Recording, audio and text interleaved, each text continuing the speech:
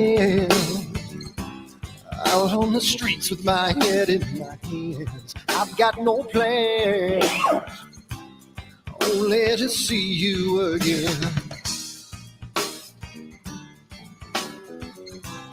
Don't get me wrong, sometimes I like being kicked on the ground. I'm not that strong, but then I come to my senses. Yeah, I'm coming. You can feel my power, and I feel what is real when she feels me. And I feel what is real when she feels me. And I feel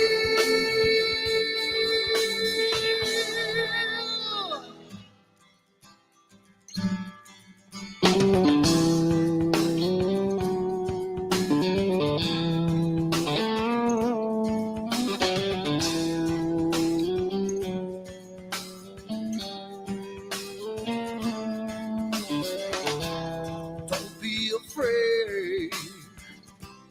Don't do that man with the scar on his face. It's a charade.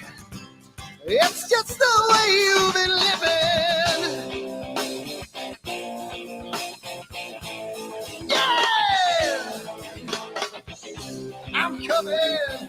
You can feel my power, and I feel what is real when she feels it. And I feel what is real when she feels me. Yeah.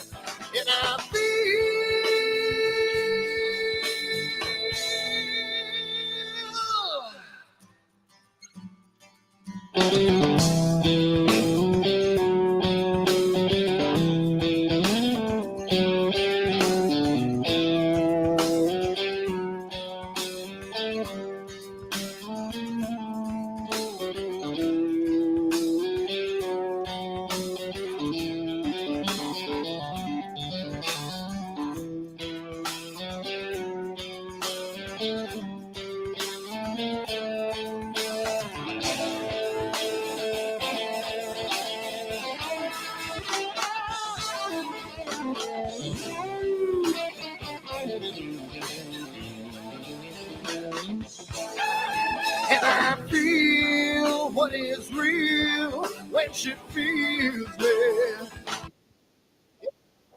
Feel what is real when she feels me. Yeah. And I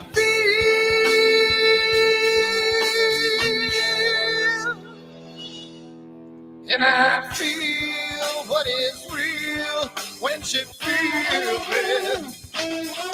And I feel what is real when she feels me. Yeah. And I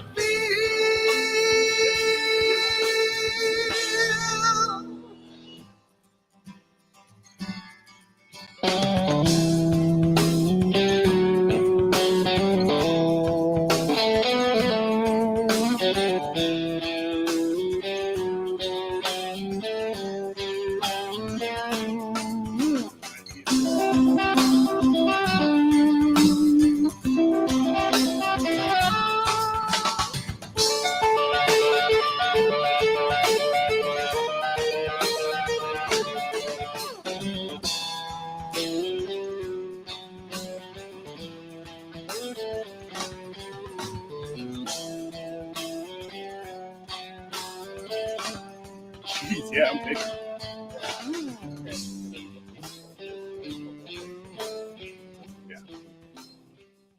And then the 2 Up looks a little different, but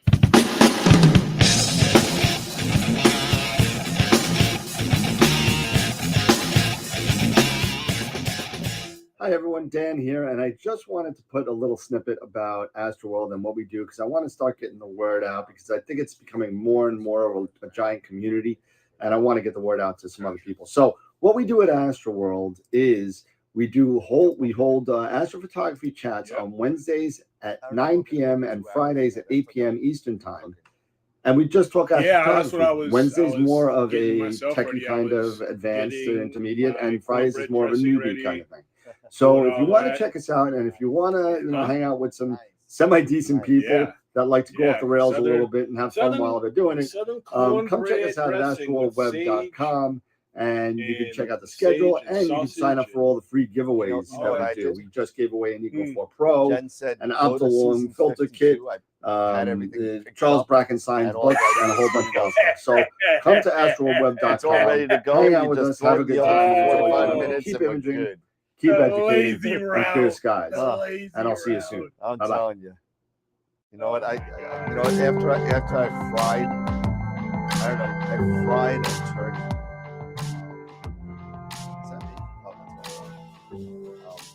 I fried a turkey, and it just turned out to be the coldest day in New York in like 10 years. And I have my thermometer. I was frying, so I was outside. So I do the turkey drop, right? No explosions, no nothing every time. And All right. so the turkey was still room temperature, so it's like what, 70, whatever. Hey, And oil where did my color go? Got your head in the sand. You can't be in control, using a powerful hand. I wanna be you, I wanna see you. Don't taste the kisses of hate. Don't try to tell me, don't try to sell me, don't try to say it's too late. You're gonna push me to the edge, back me in a corner, making me stand in your shoes. Push me to the edge, hide a little color, it's black and white and blue.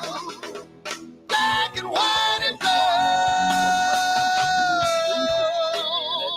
yeah. All right.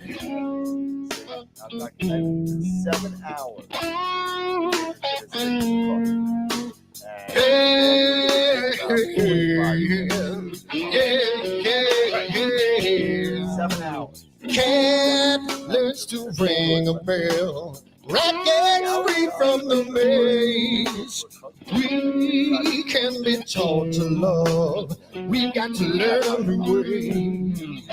I wanna see you. I wanna be you. Taste the kisses of hate. Don't try to tell me. Don't try to sell me. Don't try to say it's too late. Yeah, you're gonna push me to the edge. Back me in a corner, making me stand in your shadows. Push me to the edge, add a little color, it's black and white and blue. Black and white and blue.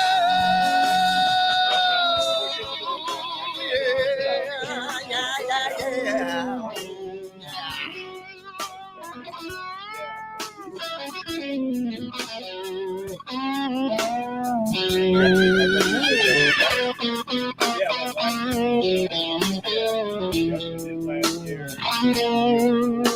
I wanna be, I wanna see, don't taste the kisses of hate. Don't try to tell me, don't try to sell me, don't try to say it's too late, late. Push me to the edge, back me in a corner, making me stand in your shoes.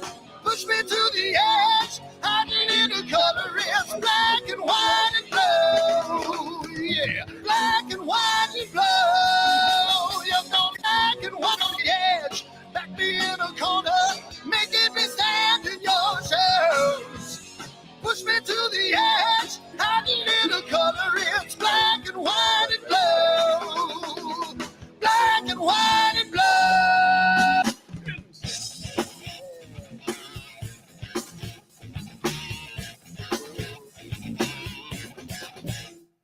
One, and of course it gets screwed up, but there we go. So there you go, we're good.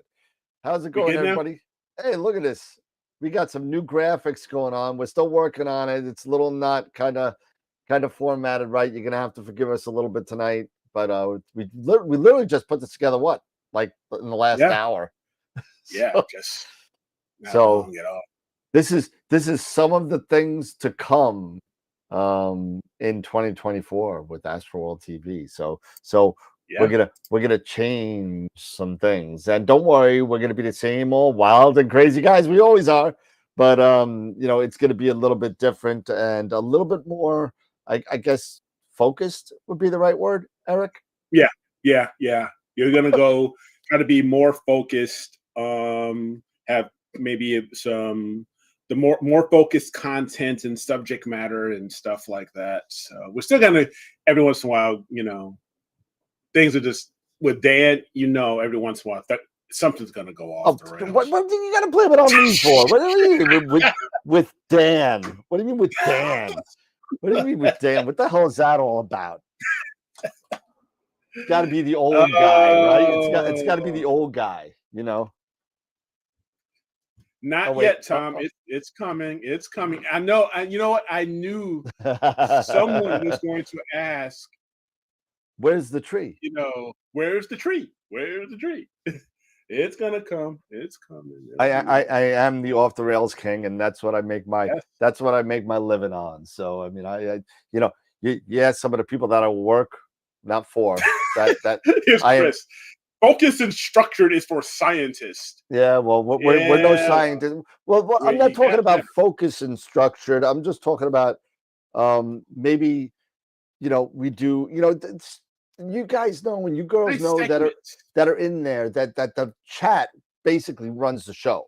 I mean, that, you know, the questions come up and we try and answer them to the best of our ability, right? You know, sometimes we know nothing and sometimes we know a little something. So that being said, I think what it's going to be is going to be like maybe for like 20 minutes we talk about equipment, 20 minutes we talk about imaging, 20 minutes we talk about this, and then we just go on and on to we'll have a little sci-fi off the rails segment every once in a while, and I don't know, whatever. We'll do something. Eric and I are working together really diligently into giving you guys some. Not that we haven't been doing decent content over the past 4 years, but a little bit more structured and a little bit, because there's zero structure here, and that's all my fault. I'll take all the blame for that. That's all on me. But I, you know what? That's what made me a semi-successful person in life. I don't deal with structure. I deal with, you know, things as they come up on a daily basis, and that's what I do. That's what IT is, Eric, right? You know, you roll with it. You roll with it. Sometimes you're just off the cuff and you roll with it. And exactly. You got to be a little dynamic. Yeah, you don't want to be static. You know, the only thing you want static is your IPs. You don't want no dynamic IP. Exactly. But anyway, we do have some news, and even Eric, you don't know about this because it came up last night. I booked 2 more guests for their second appearance on there, and there are 2 people that are previous presenters on Astroworld TV, and we'll talk about them in a sec. So let's do the sponsors real quick. This is going to be a short one tonight. It is the day before Thanksgiving. I know Eric's got to cook. I got to heat up my Seasons 52 because I'm not doing anything. Lazy. And I spoke to Pete Myers, and I hope he's watching right now. Pete threatened to come on the show tonight, and he called me up today. Yeah, he called me up today. He said I was going to come on the show tonight, Dan, but Dan, you know what? You don't want to see me and my face right now. I was like, what's wrong with your face, Pete? He's in California. What, he gets sunburned? You know? Well, what does Pete do in the winter? Do you know what Pete does in the wintertime? I don't know what Pete does in the winter. What, he tans? He goes to a tanning salon or something? What? No, Pete is what, 63 years old, something like that. And he plays in a snowflake full contact hockey league. And yeah. So he was playing last Saturday, and he was playing against a team which has one of the biggest goons in their league, highest amount of penalty minutes and penalties, and he's a mess. So if he's out, so he got mad that they were losing. They were losing 6-1. And Pete's a tall guy. He's a big dude, man. He's like Yeah, he's he like is. 6'4", 6'5", Yeah, like he's not a 220, small guy. 230. Yeah, and he's fast. He's fast. Have you ever seen him skate? He's like lightning, and he's like 60. So he's like going over. So whatever the case may be, he comes skating. He's got the puck, and he's going. And the goon takes the stick and shoves it in between Pete's legs while he's coming in for a goal. Pete slams his face onto the crossbar of the goal, and he's got his eye was shut. He was like Rocky. He's like, "Cut me, Mick, cut me." And so his eye literally just opened today. He told me, and so that being said, he said, "Happy Thanksgiving to all," but he's not coming on tonight. Ouch. Yeah, Ouch, so he's in a lot ouch. of pain. And the gentleman that, from what he told me, the gentleman that got banned from the league this year because it was a dirty trip and it caused a lot of damage. Yeah. So stitches and everything. So we wish Pete. That's oh man, that's low. That's Yeah. dirty, So literally stuck it in between his legs while he was coming across, and that's it. Well. Yeah, no, yeah. So the goon has been booted at least for this year, and there'll be a hearing on whether he's allowed to come back at all. So we'll see. We'll see what happens. But that being said, let's do a real quick rundown of the new guests and the sponsors and all that. Because remember, and don't forget, we're revamping the sponsors and we're revamping the wheel December 31st. So January, and you're gonna have to excuse me for January 3rd. Which will be our first show back from the holiday break.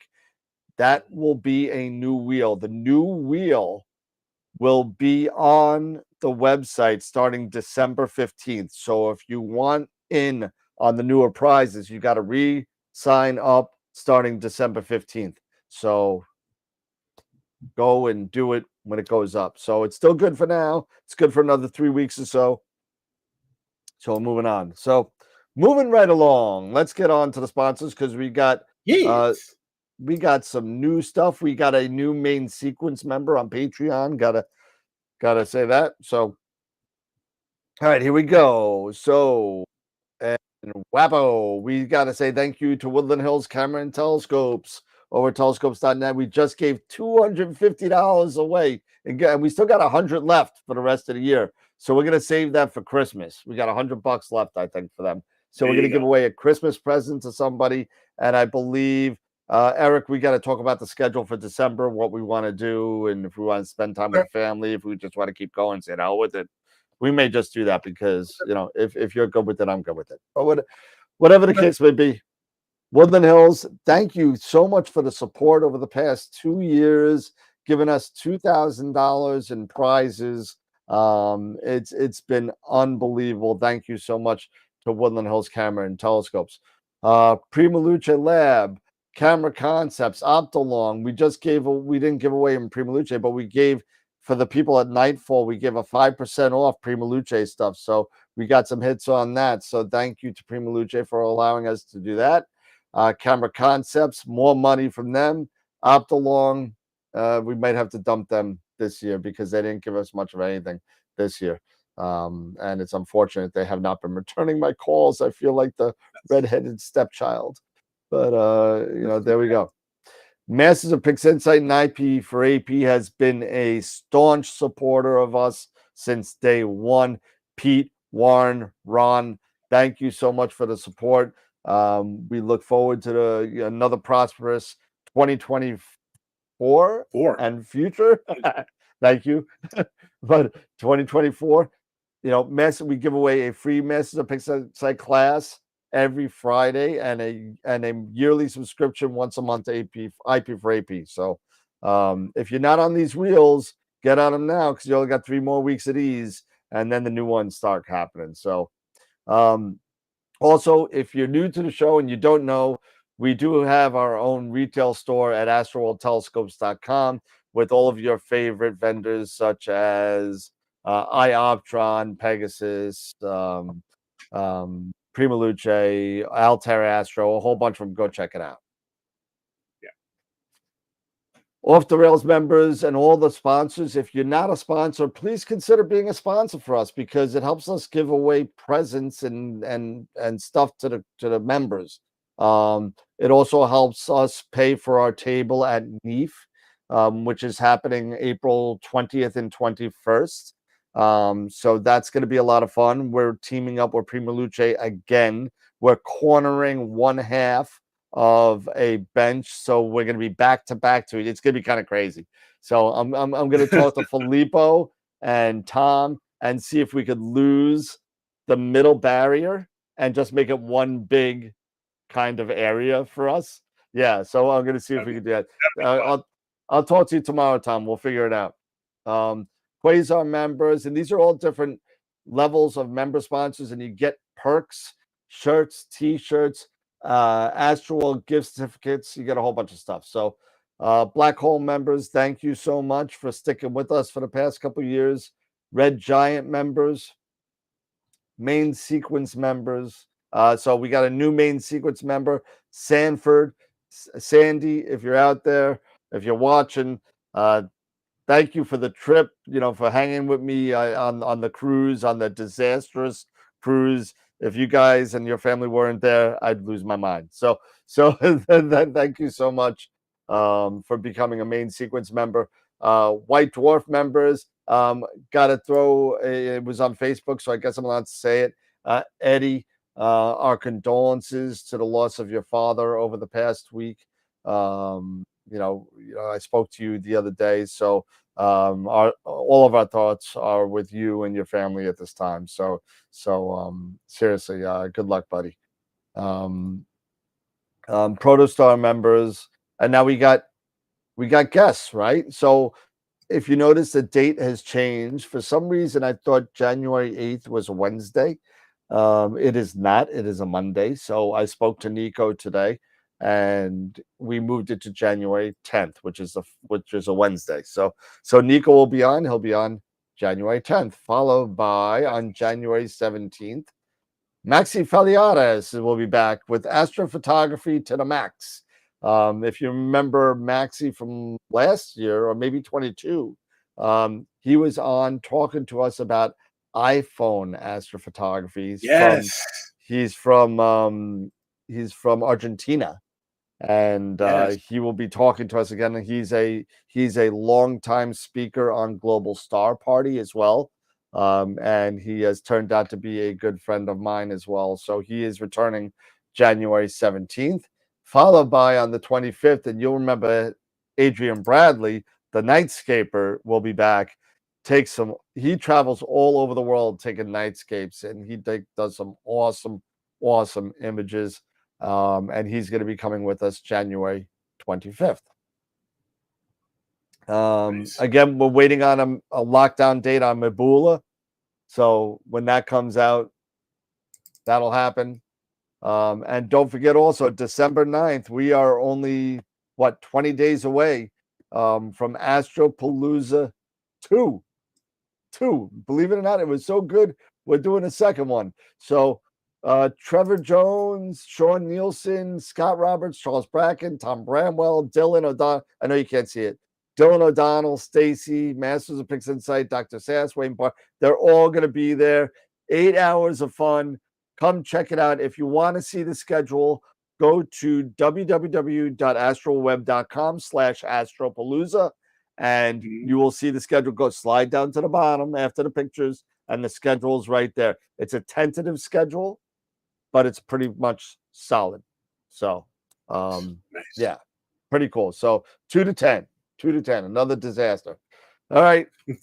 I opened up, I updated this. So this is where the standings are going into the last week of Image of the Week leaders. Tom Peters got the lead by 1 over Dave, followed by Greg, AZ Forerunner, Starlancer, Mark Bloodson. All you guys are great. I'm going to move myself down here for a second. so you can see see the rest here. Let's see, pan Y. Let's move me down a little bit. There we go.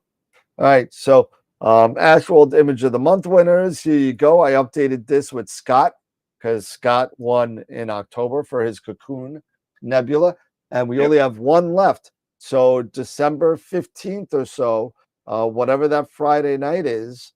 And if I look at a calendar real quick, it actually is December 15th, is a Friday. We're going to be announcing the November and the final picture of the year for the calendar. And for those of you that have not emailed me your pictures, please email me your pictures. Starting in about a week or so, you're going to be getting threatening letters from me saying, give me your picture. And somebody, I mean, I don't want somebody sent it to me on Discord. I can't really download it on Discord. Send it to me on my email where it kind of, you get the best resolution out of it. So there we go. And that being said, go check us out on if we get 30 members on Twitch, I'll give you a free t-shirt. Somebody join on Twitch and make 30 people. I think we got 23. So let's get 30 people on Twitch. Let's get 30 people on Twitch. Get 30 people on Twitch. Absolutely. So there we go. So now we're back to our regular scheduling programming, and we're only going to be on for about another 45 minutes tonight because again, it's going to be a long evening for Eric, at least, not for me. But I mean, yeah, it's going to be a little long, yeah, because some of us actually cook our Thanksgiving dinner. I was telling you the story offline right before we got online, and that's got kind of a good segue because it is Thanksgiving. Thanksgiving is coming tomorrow, and it is. Yeah, last I checked. Yeah, Thursday. It's a little early this year. Thursday. Last Thursday of the month. Yep, last Thursday of the month, and no, it was the fourth. It's the fourth Thursday of the month. It's the fourth Thursday of the month. Yeah, it's not the last day. It's the fourth Thursday of the month, and I used to cook all the time.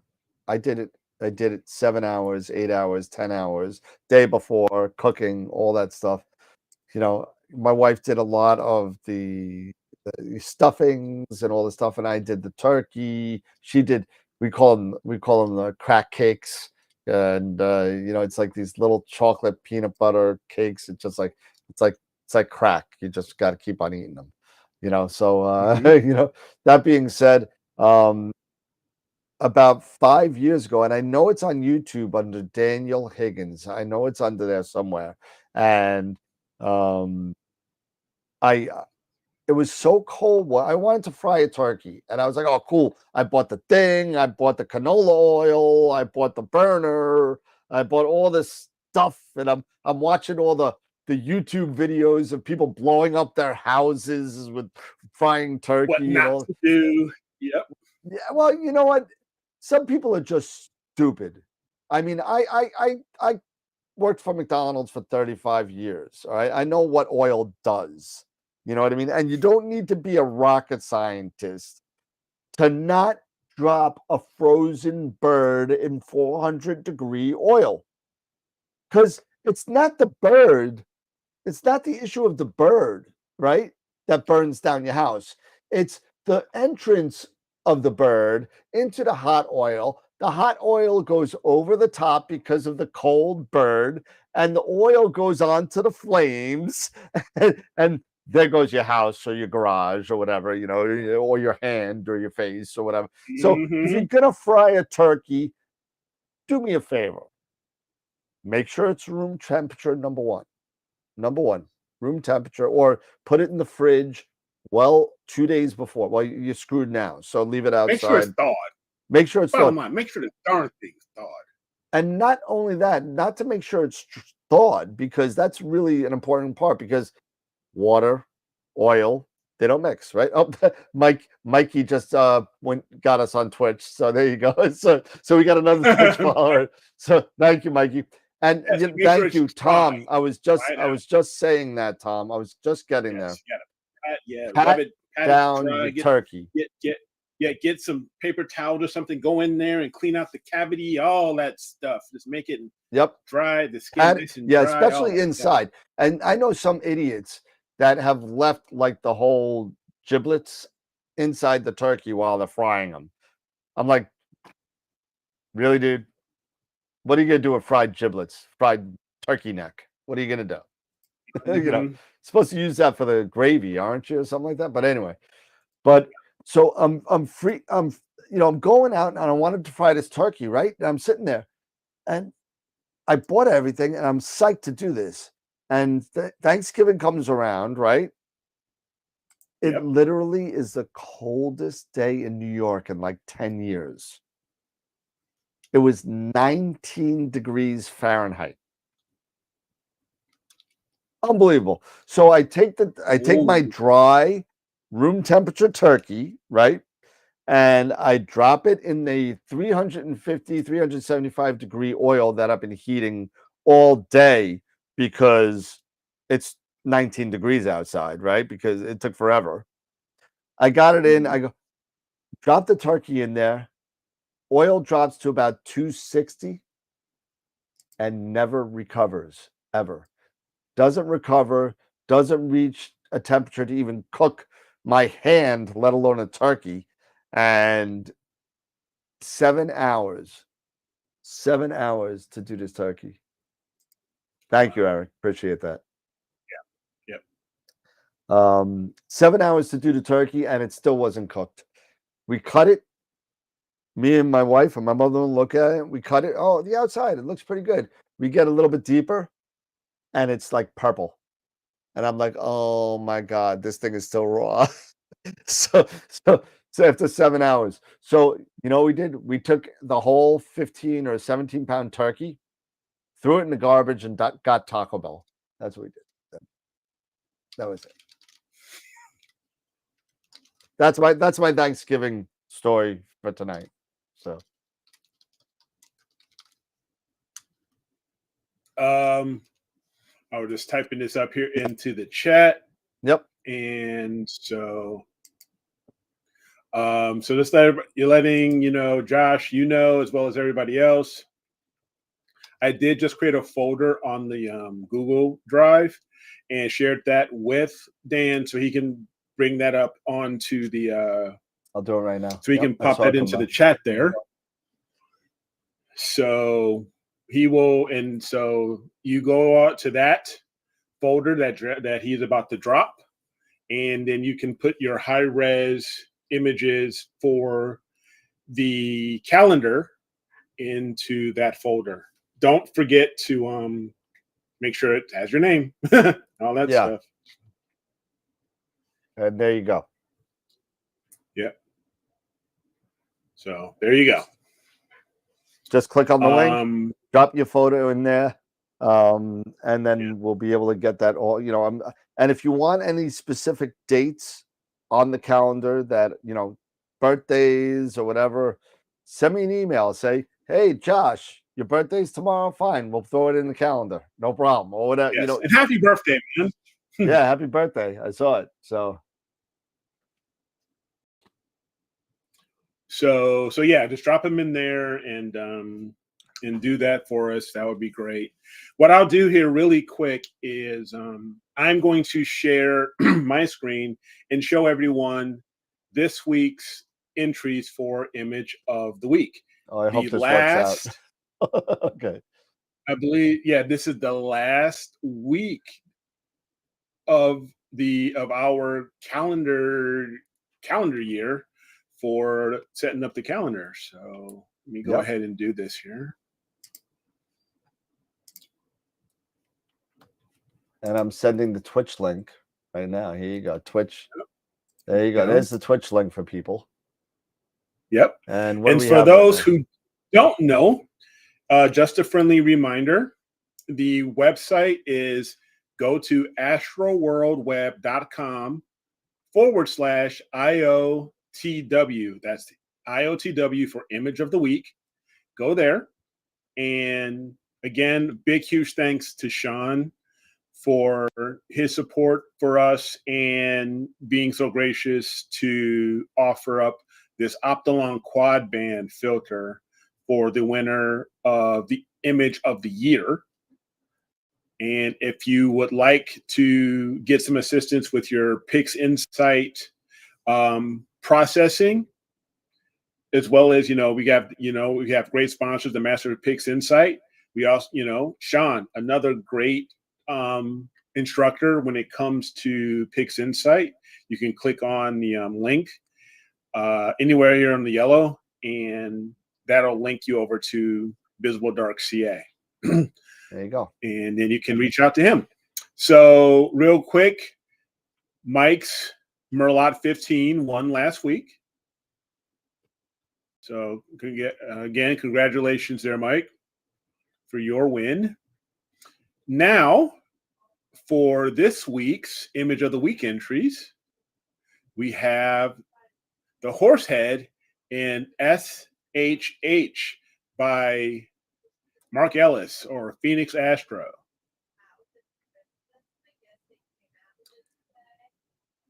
We have the California Nebula NGC 1499, which is one that I'm actually working on right now.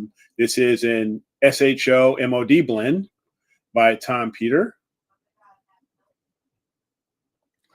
We have some galaxies here. An ARP group. The ARP 273 Galaxy group. Yeah. And it really does. It looks like it's almost like a flower or a rose or something like that with a swirl. With this at the bottom, it's almost like a flower. Yeah, it's like a rose by with the combined galaxies there. So it's very interesting. Now it's done by Chris. We have an HA image here of the Heart and Soul Nebulas by Greg Yancey.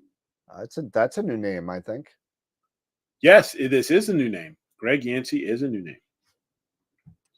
And we also have The Heart by Charlie Ford. All right. So wait, we got, I'm just curious now. So we got so far we have 9 votes. So yeah, just click on whatever button right below the respective image that you would like to vote for, and then come down at the bottom. And then once you make your selection, click right there where it says, "Is that your final answer?" And now your vote is counted. Does Dave Schaefer have a picture in there? No, I did not. I don't believe I saw one for Dave, if I'm not mistaken. No, I'm just saying. If he's not there, he's not there. Yeah, no, I don't believe I had one for Dave. Dave, you're giving Tom the Image of the Week leader hands down. Yeah, no, nothing. All right, so it looks like Tom Peters in there though, right? Tom is in here, yes. Yeah, Tom Peters in there. So it looks like Tom's gonna walk away with the Image of the Week leader with either 7 or 8. Yeah.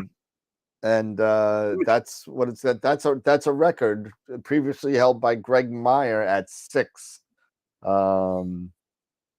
Yes, and Greg, I'm sorry. Yeah, you had missed the cutoff because the cutoff, it runs from Saturday morning until about, I believe it's 5 o'clock Tuesday. And sorry that you missed the cutoff there, bud. I know you messaged me. So. All right. But yeah, so there we are. There's our 5 entries, and I will go ahead and stop sharing for now.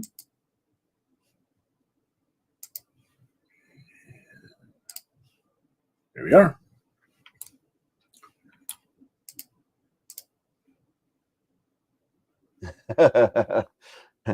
Hey, you know what? The proof is in the pudding. Everybody does. I mean, these images over the past 2 years have gotten. I mean, if we should go back and look at some of the first week that we did Image of the Week and post those up. and show like From some of the then to people now. and compare them. Everybody has been such amazing images. It makes no sense. It makes me want to not do this anymore, to be honest with you. But but I mean, you guys have been getting so good with your processing and the imaging and the star color and the background and the noise, and it's been great to kind of see all the improvements over the years. It's been really, really amazing. Yeah. So Yeah. so yeah. Let's see. I wanted to just take a quick look at something here really quick. Just so you can see here. Just bear with me here. What are you doing? I'm taking a look at something here just so I can provide some clarity on this. Yeah, it's from Saturday at 8:00 in the morning until Tuesday morning at basically 7 a.m. So Tuesday at 7. So yeah, and so it's also there on the website, when the entry period is. So 8:01 to 6:59 Eastern. So very, very good. Very good. So just to share that clarification there. All right, so Yeah. we got a lot of I'm really looking forward to. I think I haven't gotten dead on answer, but Dark Dragons people are supposed to be here next Wednesday, the 29th. Oh, that'd be exciting. So I'm hoping that still happens. They've been a little quiet. They have a really big TikTok following, Dark Dragons Astro, and if you don't know what Dark Dragons Astro does, they have this really cool invention of observatories, and it's basically roll off kind of stuff, and it's really, really cool. You got to go see it. So I know take a look at our NEAF interviews from last NEAF. Eric did a great interview with the guys Jeff and I'm going to screw it up. What's the other guy's name? Shoot. You're terrible. I am. It's Jeff and Jeff and Rick. Rick. I should know that. Rick Grimes. I mean, I should know that. But no, you could take we could take any formats.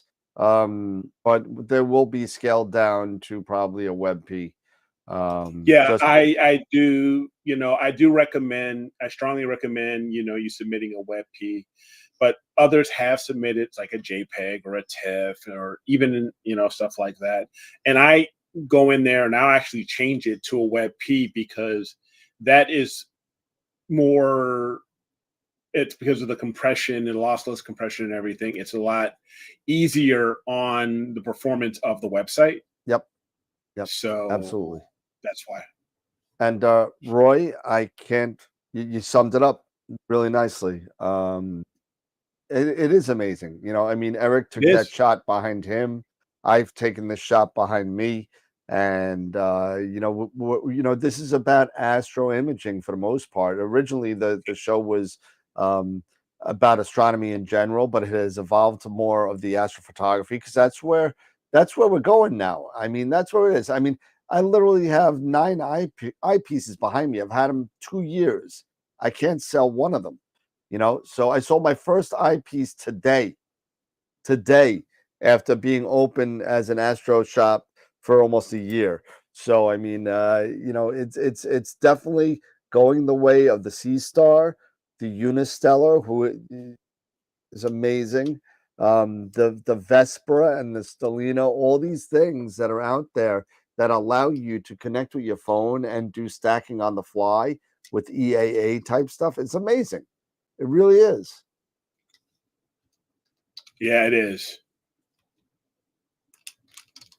I was actually typing up something to Rafa here that if you take a look, Rafa, at our website, astroworldweb.com/IOTW, there has a list of rules that I like everybody to try to adhere to when submitting these images, because they do get quite large, and we can't, because of performance and everything like that, and how long, if you take a really large image, that is several hundred meg or gig, what have you, though, it'll crash the website. So that's why I really push for dropping in certain types and keeping them at 1200 by 800, because I'm going to scale it down. Even if you guys send it to me larger, everybody knows I'm going to scale it down to close to that anyway, to make sure the performance of the website, is what it needs to be, or else you guys will notice, and then you guys will start saying, "Hey, what's wrong with the website? It's running slow, or this, that, and the other." Yeah. So ever since I started making those rules for making the resolution the way it is and asking for a particular web format, the WebP format, I haven't heard any negative things about the performance of the website. As a matter of fact, just the opposite. I'll tell you, a lot of people have been saying that the website's been moving a lot smoother since I started letting you do it. So hey, listen. Don't let that go to your head. Because more opportunity is coming your way. So,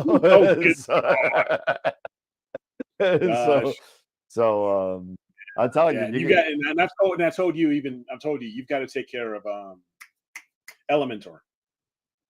5 days. 5 days. Yes, or else it's well, going to make the thing is with Elementor is that my webmaster Chris upgraded us for free on Elementor Pro, and he's gonna do the link for us, and he's gonna give it to us again this year. So I gotta talk to him. I gotta talk to him on Friday to make sure it gets done, because or else it's gonna be quite difficult. You're gonna have to learn WordPress. You're gonna have to learn WordPress real fast. And I ain't got time for that, bro. I'm with you, man. I'm with you. So, and by the way, Dave Schaefer, yeah, for you. Okay, there you go. Oh, God. The Capitals want to know. Yeah, the Capitals. Oh, God, that resolution in a WebP destroys my images. Yeah, I don't know what to say, bud. I'm sorry. It's got to be that way. If you send it to me as a JPEG. Send it to me as a JPEG. I can convert it to a WebP, and it'll be okay. I do that all the time. I convert them in WebPs. If anybody ends up sending to me like in a JPEG or a TIFF, I do change them to lossless compression WebPs because of the performance. Because even those JPEGs, they get they get big, and stuff like that. So, if you do a 12 or a high on the JPEGs, they could be quite large. And that will bog down the site, because you ever see those websites that load up line by line by line? Yes, by line. exactly.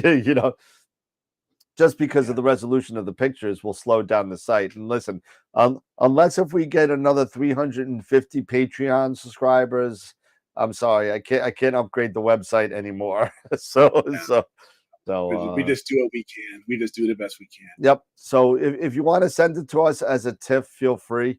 And Eric can make sure it doesn't get too squashed. I'll do the best I can. But I can't make any promises. But getting back to astro imaging and why we all, besides just the fun banter that we all enjoy in the chat and stuff like that, and just hanging out with everybody. Have you any of you, I'm sure a lot of us also, besides subscribing here to Astro World TV, and don't forget to give us a thumbs up, on the we only got YouTube. 9 thumbs up. We only got 9. What? 10. Come on. I give thanks for all of you guys. Give thanks for us by giving us a thumbs up. It's Thanksgiving. Give us show your thanks by giving us a thumbs up. 26 people watching. We should have 26 thumbs up. Come on. Exactly. 12, 13, Um, we got half. So yeah. So what I was getting at talking about astrophotography, I am working also on my own California nebula right now. Okay. And so a couple of things that with emission nebula, we all pretty much most of us image in narrowband. And I don't know, have you had a chance to see the latest the Astro Imaging Channel show? I haven't. And okay, because this past week they had who was it? It was Adam Block and Okay. Mike Cranfield and Mike Cranfield. Okay. And Mike, he has kicked out some incredible scripts for PixInsight. I mean, collaborating with Adam, collaborating with Bill Blanchard for the Screen Stars script. Also, he's also got, which was the other script, the Star Reduction script. I think the Star Halo script. He's done a lot of scripting for PixInsight, but now he and Adam were showcasing the narrowband color mapper script. Okay. And so if you haven't had a chance to check out the Astro Imaging Channel in this script, I highly recommend you check it out. But I'm going to actually try to utilize that. I'm going to go back to Adam's site as well as listen in again on their demo to see how I can, because you can basically map different, your color, that's the color wheel based off, different layers. You can do it by layers and stuff like that. That's cool. And then make it however you want as far as the colors and how they're mapped. And I think it looks really slick, and it doesn't look that complicated. It doesn't look that difficult. So and that's really cool to tinker around with it. Yeah, and that's really cool because people that are in garbage skies like myself that are pretty much relegated to narrowband imaging. Yes, it's another game changer as far as making it a little bit more of a decent color than just your regular, your blue pink dual band kind of thing. Yeah. Or when you're doing like the Heart Nebula that was behind me. I did that, and somebody mentioned it to me the other day. He's like, "Man, you got a lot of oxygen in that. Where's all the red?"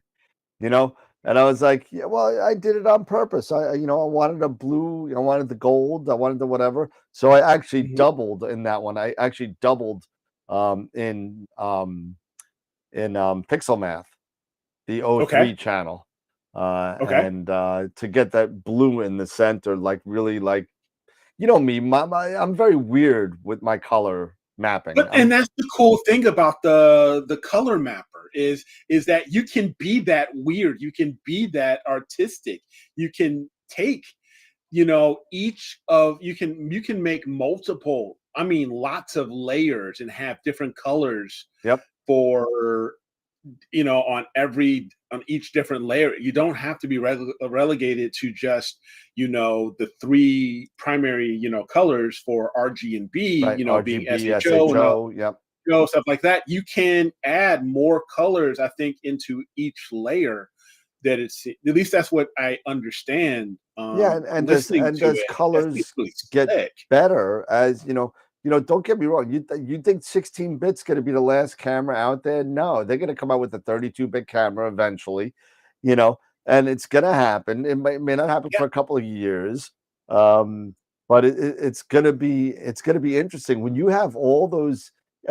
We think that a 16-bit camera with the amount of shades of gray that you have now, right, is amazing, and it is.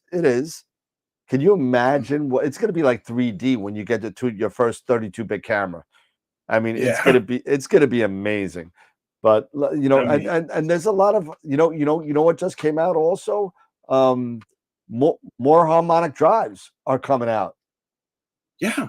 Did you see? Who's Did you got see them now? Who's coming now? Who's coming now? Well, it's been I can say it now because it's been all over Facebook, but Skywatcher is coming out with their HD5 somewhere.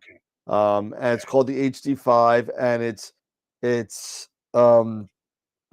15 kilograms without a counter. I'm doing this by it's very similar to the AM5 in weight, a little bit heavier. So it's like about a 40-pound with a counterweight. It's tough to find any information out there. But that's coming out. iOptron is just come out with their HAZ71 harmonic drive. Yep. That's So- an alt as. What? Those It's are all both. the It's both. AZs are on. Oh, it's a dual. It's both. Mm. Yep. It's good. It's going to be interesting to see more and more of these harmonic drives come out as we exit 23 into 24, and it's going to be pretty crazy. Yeah, I mean, exactly what Charlie's saying. Can you imagine the size of the files on a 32-bit that come from a 32-bit? Can you imagine camera? that? Can you imagine that? You're gonna need your own. Everyone's gonna need their own NAS. Yes, you're exactly. Hey, Santa, how are you? Happy Thanksgiving, bud. But I mean, hey, Dennis. I mean, yeah, it's going to be insane. And so, as you know, Wayne said a while back. I believe when he was at a star party when he did a presentation, we are in this golden age of astronomy and astrophotography. I wouldn't be surprised if Charlie, I wouldn't put nothing past nobody, especially when it comes for storage. The ASI Air, you would never know. It could be a terabyte, and the terabyte, the drive would be like just a thumb drive. It would be something like that. It's just insanity how we are just keep moving forward. I want a really good large micron pixel CMOS camera. I want that so bad for. Oh, you may have that. You're going to pay for it, but I mean, you're going to. I know, and you know what? And even when you pay for, I'm gonna. You know what? Now just wait. I'll just wait until they keep making more, and then eventually competition is going to bring the price down, and it's going to be a lot more feasible. Because even that, we have that the 432 mono. Which is a 9 micron pixel camera, but I think it's only 12-bit. It is. So just imagine you taking that and then turning that into a 14 or even better, a 16-bit camera.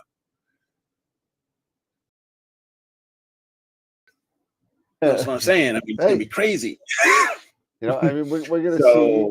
Yeah. I mean, I'm sure that a 9 or 12 micron, is in the works. Thank you, Mark. Yes, this is what I'm talking about. Sorry, Dan. Need larger pixel camera for longer focal length, people. Yep. Not everything's about a 4 or 5 inch scope. That is true. That is true. A lot of us have 8-inch up, come on now. I know. You need something like that. And there are some 9 pixel cameras, micron. But they're expensive. They're expensive. Yeah. Bigger pixels, more money, Yeah. And yes, you've got binning and everything. But it's not the same, man. I'm gonna go back to what Scott always said on the show, and he was right when he said this. That you would rather get it in camera first and worry about the manipulation later, because the quality is not screwed around with right off the bat. You know what I mean? Right. You rather have it sit there and grab that data at its, like you said, at the native state, where the more you manipulate something, the more screwed up in the end it's going to be. So if you get it without the manipulation, you're going to be good to go. Yeah. Rafa, Ben, do we lose anything by I'm assuming he meant binning versus a bigger pixel? You do lose, You do lose you lose resolution. Yeah. Like Mark was just saying, you lose resolution. Yep. And I want the native resolution. I want it to be as true as possible. I want that high res. Yep. So yeah, and again, I mean, the resolution you have is the ability to get those smaller details, so it doesn't look as fuzzy, as that's what the resolution does for you. So if you've been a lot, you may see, if you've been 3x3 or higher, just to kind of compete with the seeing. Like I know I'm in Long Island, I have to do that sometimes because the seeing is for naught on Long Island, and it's pretty bad. So I have to bin occasionally, but I try not to because I lose the res. I would rather take shorter images with no binning and a lot more of them than bin and sacrifice the resolution. You know what I mean? So I know maybe that's a topic for conversation, but I mean, that's my theory on shooting in a Bortle 8+ sky with a seeing of, I don't know, probably 3 out of 5. Yeah. Exactly. Let's see here. And he's still. You know what? I have started doing more and more work with Nina, and also using the Sky tools and everything. The one thing I like about this that's kind of cool about the Sky tools is, and I'll share my screen, and maybe it make a bit more sense. I love Sky tools. I think it's a great program. I think it's really growing on me. But let me go here and I'll share my screen. And we have that. And let me maximize this. Okay. So one thing here is I can't remember what is called off the top of my head. The infirmities? But this right here, the very top. The infirmities, thank you. But as you can see here, I've highlighted what I'm working on right now, which is the California Nebula. And it gives me a couple good pieces of information here, such as when's the best date, actually, if you can, to take this target, or around this date, the date range, the ideal date range, which I like. But here is what is really cool for me. So I have inputted in all of my filters that I have. I have in my setup here with my refractor, I've got Optolong LRGBs, and then I have Antlia Pro 3nm filters. We can see what. Can you see that or no? Can you see what I'm showing or no? I might have to. It might be cropped. So hold on a second. Okay. Let's see.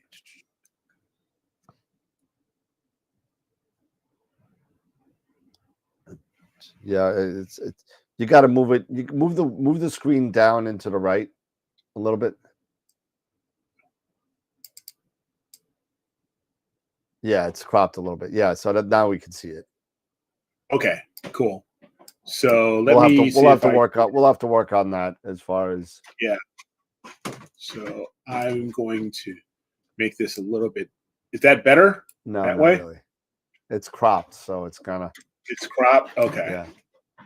So all right. So here it gives me my. Leave it here. Okay. Yeah. So here I've got it set up where I've got my imaging system, my location. I'm using a focal reducer, and my different filters that I have in my imaging system. and my bin setting. For this camera, I can go up to bin 4. So right now I'm using on bin 1. But anyway, this is what I like. Is this this Euphrates is what you called it, correct? Euphrates. Euphrates. Thank you. And this tells me where this red or orange tells me where the target is going, and then these two little green lines here, that's the atmosphere. So it's above those 2 layers of atmosphere. I like this area here as well because this really helps me when I'm planning. So if I choose a particular filter, say if I want to do some RGB stars, this tells me, okay, with the darker, it's rated a B because it goes by A, B, C, or D. A is good, B is fine, and C average, so on and so on, like you're getting a grade. But this is telling me when the best time is to image with that particular filter. So with the red, it's telling me on this particular date, I can use the red filter between 1 a.m. and 2:40. So I can image during that time. Same thing with others. Here's green, a little less between 1 a.m. and 1:40. So I have a little bit less time there. And blue, a little more, so on and so on. And then when you get, of course, to narrowband, because you don't have to deal with the moonlight or anything like that, because it filters that out, especially at 3 nanometers, I have all this time to utilize to image in narrowband. So what I'm getting at is that based off of this information, I can then decide on how I want to approach my imaging session. So if I go to my imaging session here, and I'm using Nina, so I'm getting really used to this, and don't know how well you guys can see this. Okay. If I scroll here, I'm setting up different times, if you can see here. Kinda. I Okay. mean, it's because Or it's the green screen setup. It's kind of screwing things up a little bit. okay. But here I'm setting up a my time to run my narrowband from now until 12:45 a.m. to give you an example. Yep. And so, and actually that needs to be 6. And what filter they are. So I'm kicking it off with sulfur, hydrogen alpha, and that should be O3.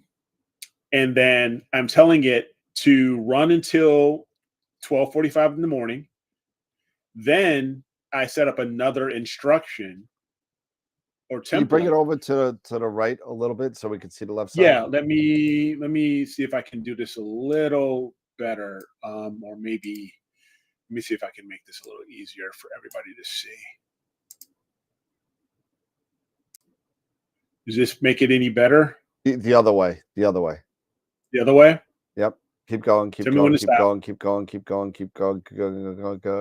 Keep going. Okay, and stop. Okay, cool.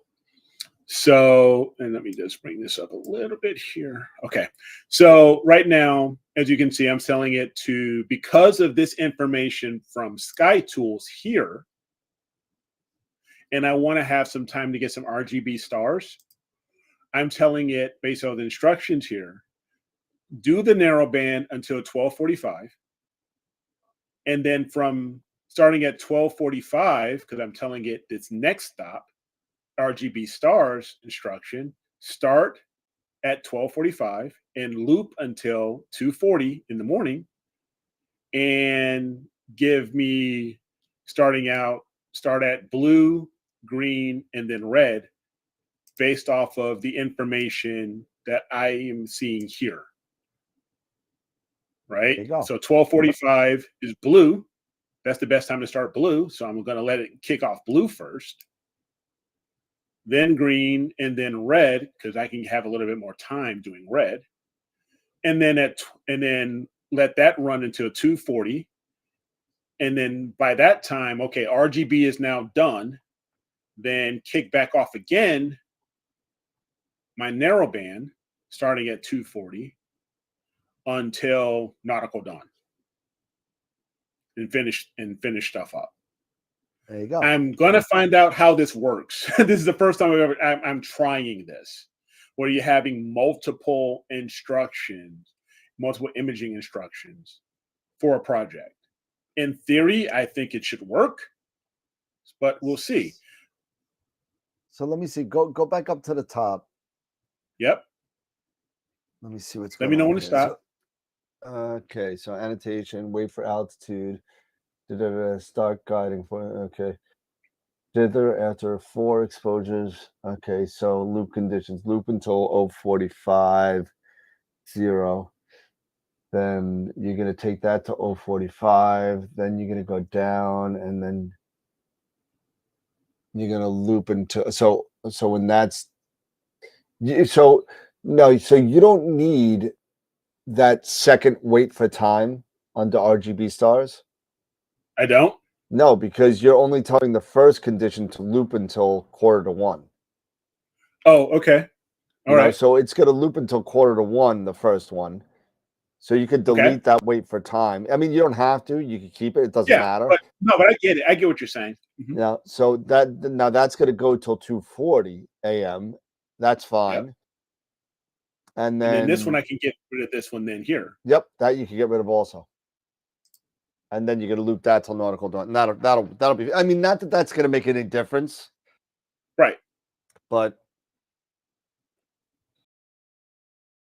the point I'm trying to make is utilizing this Sky Tools information and what it's telling me here. It's giving me a much better opportunity to maximize the use of all my filters on a given night. Yeah, right? just if to your this was point. a full moon, if it was a full moon, then yeah, I won't be doing any RGB. But based off of this information here, it's giving me this ideal time to say, yeah, at least right now, since we're only at 60% full, moon, as far as the moon is only at 60%, I have an opportunity to do at least some RGB tonight. Yep. And then to people's idea of what you should do first, you should also sit there and think about where the object is in the sky. And if you go back to that, okay, so you see where it starts to set, right? You see the transit, that red line, right? Mm-hmm. The red vertical line at about midnight. Yes. That's your transit line, right? So you want to take your blues somewhere around that area. The higher in the sky, the less issue you're going to be having with color, with your blues. So you want to take your blues when your object's at the highest, and then the rest could kind of wait on either side, one rising, one setting. And then take your blues at the point, because you're shooting through less atmosphere when it's at its transit and it's at its highest. Right. Yeah. And I think, if I'm not mistaken here, if I'm looking at this almost seems like here it's lining up to the peak as far as its highest point. Okay. Yeah, that's fine. As long as you sit there and it's just a best practice. I mean, you could do RGB if you want. You may get better results if you shoot your blues where your target's at its highest. That's all. Okay. Yeah.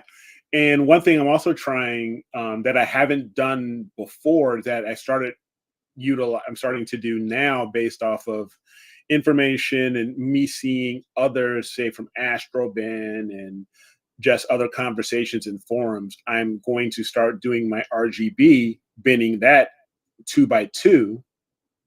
And if I do a luminance, that'll be bin 1. And of course, my narrowband is still going to be bin 1. Got it. But the color RGB for the stars would be bin 2. So, but what I'm trying to make is that this tool so far this software has been, I have started seeing the value in using it and some of the benefits. So if this is something that is of interest to others, to help maximize your imaging session for a given night, maybe something to look into and to consider. Yeah, So and I that's hear I see a lot of conversation about drizzling, and a lot of people out there are undersampling because we're getting to the age where a lot of people want portability. So a lot of people are mhm. doing shorter focal lengths, right? Yeah, So yeah, for when you sure. do shorter focal lengths, and you have like a a 5 micron camera, like I used to have the SGB, SGB, S big, STF 8300, and it's a 5.4 micron camera, right? And it was CCD. So Mhm. no matter what, with any refractor I was used, I was way undersampling. My pictures, my stars literally looked like that. And that's what it looked like. And so I had to drizzle. And I gotta be honest with you, you know, depending on your setup, your gear, your mount, whatever, maybe you're gonna have to play with how many images in between you drizzle and how often you drizzle. But to Mhm. me, anywhere, 3 to 5 or even 2 to 5. It depends. It really depends on how much time you really want to waste drizzling or throughout the course of the Right. night. I'm sorry, dithering. Sorry, dithering throughout the night. Now I usually set mine at 3 or 4, which has seemed to work well for me. I mean, that's with everything up to my astrophysics 130. So I mean, and as low as my red cat. So that seems to work fine for me. And as long as you drizzle right, you're fine. Mhm. Yeah, Rusty, I hear you. I understand the idea of dithering every frame, but with the amount of good quality seeing I have on Long Island, I will spend half my imaging dithering. And I'm sorry, I'm just not willing to give up all that time. It'll take me a year to do a project. It really will. Yeah, Tom. Yes, Astro Tool, or Star Tools rather. It does. You do have a choice. It does emphasize signal to noise ratio. Maximizing the signal to noise ratio. You can even set up your imaging sessions to a certain scale as far as um, What your your SNR is. signal, yeah, what your SNR is. Thank Yep. you. So you can set it up, the imaging and the scheduling based off of, the signal to noise ratio, or by, if you want to set, I want to image this in a number, over a certain time frame, Yep. over a certain exposure time frame. Say if you only have a few hours to image and you want to maximize that 3 hours versus signal to noise, you can choose either or. You can even say in your scheduling, you can actually choose versus that. You can say, I want each filter, I want to image, I want to plan for my exposures to be 300 seconds or Yep. 120 or whatever. So you can do lots of different things in this. Yeah. I mean, it's a you know, dithering and drizzling photos, especially when you're dealing with undersampled images, is a must. And I'm seeing a lot of stuff going out in the chat saying anywhere from 1 to 5. And again, it's going to be based on what you need as your seeing dictates and your rig and your image train dictates. You're going to have to figure that out on your own. That's kind of like being a painter. Okay, does this shade of pink work for me? No, it doesn't. Let me try a little more red. And you're going to have to do that and play around with different dithering settings. Yeah. So don't get stuck to I say 3 to 4, Eric says 5, somebody says 1. You know, do Warren's rule of halvesies, right? So start at 3, and if you still got square stars, go to 2. If you still have square stars, go to 1. You know, Yeah. and if you have round stars at 3, maybe try and stretch it to 4 so you save some time. So that's just a trial and error when it comes to this, because a lot of people that I know don't want to put the time into kind of figuring things out, and they get Mhm. frustrated very quickly. And Yeah. it's part of learning the craft, because that's what it is. It's a craft, and you got to know how to fix things when things go wrong, because they'll go wrong. It you know will. and you just got to kind of be sometimes you may have to sit there and say, hey, you know what, I'm done for a month or I'm done for a week, and just lose it for a second and then go back to it and say, okay, all of a sudden everything's clear, and Yes. you get it. So it's just one of those things. Absolutely. And something here, Paul, you're mentioning WeatherBug is not telling the truth. It's crystal clear out, and I brought my rig in.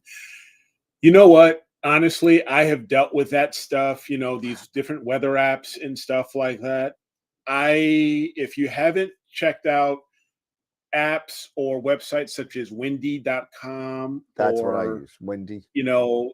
or Astropheric, or even the clear dark skies, those different apps. Windy.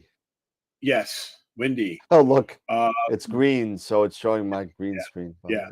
Then those are more catered to, in my opinion, astronomy, astrophotography, and those are what I personally use. I use a mixture of Windy and Clear Dark Sky and Astropheric. I've got them all on my phone or on my computer that I've signed up for and stuff like that. Hey, Corin. And Warren, hey. yeah, he's in the States now. He's over Where is he? he's with his family in he's in Texas. He's in Texas. Too far. That's too far. So, but yeah, I mean, take a look at those different types of apps, like we mentioned, especially Windy and Astropheric. If you have, is Astropheric available for Android? I don't know. I don't do Android. And neither do I. That's what I'm asking. I have no idea. So, but though, it just depends on what phone you have. That's what I was just saying. But check those. Thanks, Dave. But yeah, awesome. So yeah, it is on Android as well. So depending on whatever phone, iOS or Android that you have, check that out. Check out Astropheric. And like I said, there's Clear Outside. There is a few others that I used back in the day, like Scope Nights and stuff like that. But yeah, right now it's the main ones that I use are Clear Outside, Astropheric, and Windy. So take a look at those. Check those different ones out. But I really like Windy. Dan, you got me onto Windy, and Yep. I actually signed up and subscribed, and it's been great. So, I love Windy, and you're able to do so much. I'm putting something in the chat right now. So if you want to laugh about Clear Dark Sky, there you go. Watch that. Then, because I can't play it on YouTube Live because I dropped the F-bomb too much. So, go take a look at that. You'll have a good laugh.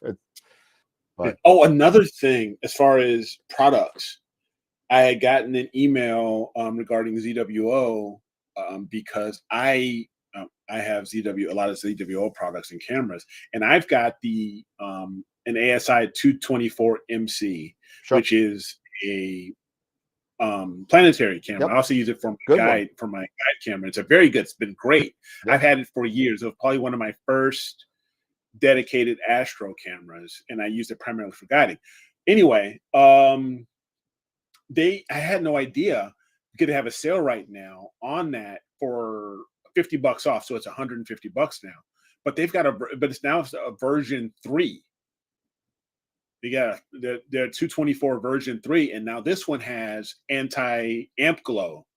Okay. Tech and everything. I was like, so wow, it's a back illuminated. It's coming along. So that's good. Yeah, it's back illuminated and everything. You know? So it's I was like, wow, because it is a fantastic little camera.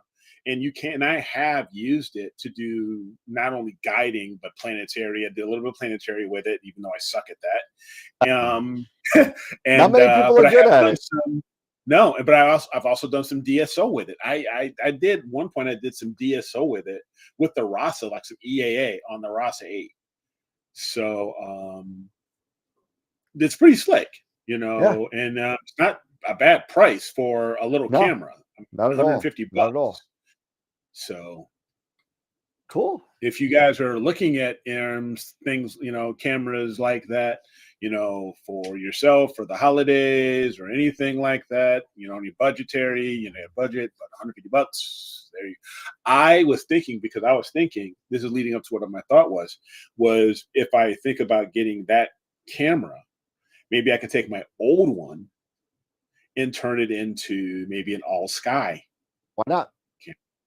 I know, that's right. Why not? Why not? Turn that one into, get the little tripod and the little thing. Yeah, get a tripod and the thing in CS there, lens and screw it in there. Yeah, and then turn that into an all sky camera and I can take a look and let it just image as it's going along, so Absolutely. I can see how the weather is and stuff like that. 'Cause that's maybe another adventure I would like to try, is to figure out how to set up an all sky camera utilizing some of the other equipment that I have and give it a go.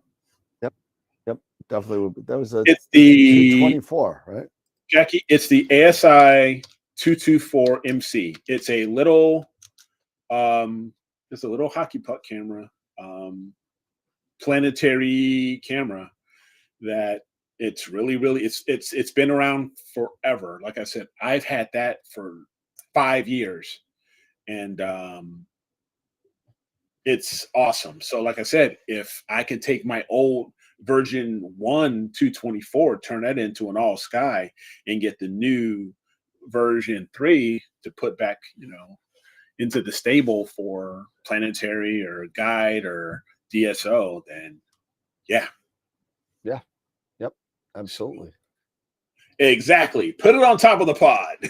I'll get something and I'll set it up where I'll get something, set it up, attach it right there to the deck. Just get like a little hang off, little arm that goes up. Yeah, like a little this. arm or something, or I'll get a little something, or I'll hang it right onto the deck, with some conduit, run, the cable and everything, and then just have it point up right next to the dome, and boom, right there. Nice. So that'll be fun.